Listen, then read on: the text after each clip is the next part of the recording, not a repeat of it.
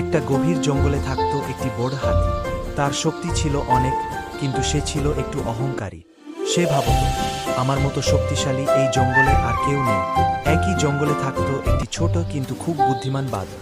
বাদর সবসময় হাসিখুশি থাকত আর সবাইকে সাহায্য করত। একদিন জঙ্গলে ভীষণ খরা পড়ল। নদী শুকিয়ে গেল, ফলমূল পাওয়া কঠিন হয়ে পড়ল। হাতি তার শক্তি দিয়ে গাছ ভেঙে খাবার জোগাড় করতে পারলেও পানির জন্য খুব কষ্টে পড়ল।